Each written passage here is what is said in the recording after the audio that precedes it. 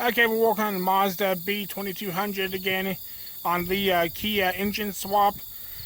Today we're going to be pulling the bed off of the pickup, and I need to switch out the fuel pump to a high pressure fuel pump.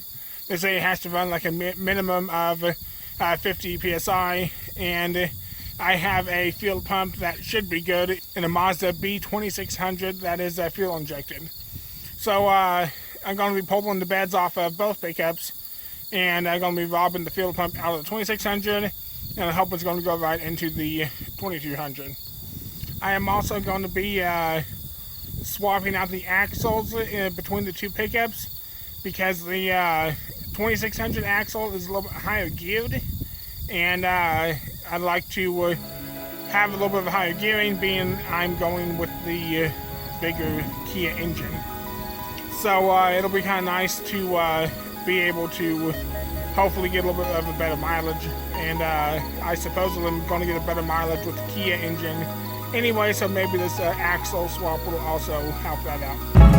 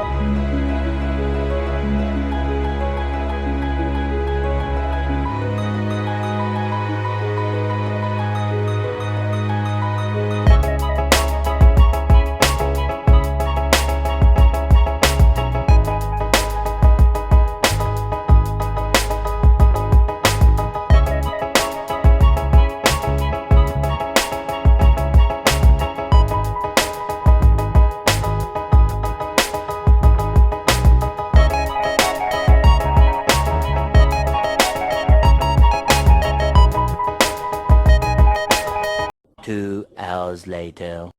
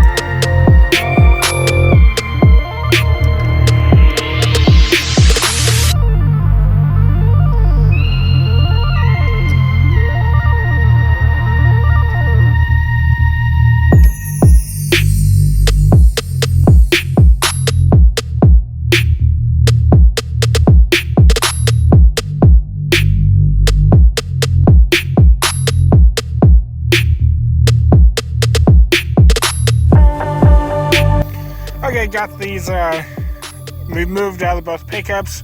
The one on the left is out of the 2200, and one on the right is out of 2600. Here's the pump that was in 2600. So I'm also assuming this fuel pump here is good. It's rusty, needs to be cleaned up, but it technically was working. It's just been quite a few years, and I kind of hate to spend another $100 or $130 on a fuel pump. And it seems like the inline fuel pumps never last for me. I don't know what that is, and I really don't want to be always replacing a fuel pump. If anybody knows of a decent inline fuel pump, leave it down below in the comments and I'll look into it, because I also don't like how rusty this here is out of 2600. And that B2200 overall is just a lot rustier.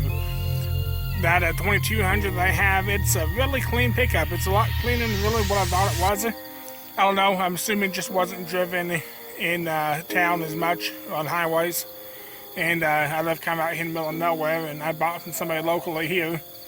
And he was older, probably like in his 90s. I now have the bed off of the 2200 and the 2600. I have the axle removed out of the 2200, and the axle is just about ready to come out of the 2600. So I just need to pull a couple more bolts and it should be good to go. And I'm going to have to try to pull off the brake drums, because they still have the screws that hold them on. I don't know why Mazda decided to put screws into the brake drums to hold them on. And so those screws can be kind of a bugger to get pulled out. I went through the same thing on my 2200, and I ended up twisting them off and everything else trying to get them out of there. And so I just didn't put anything back in.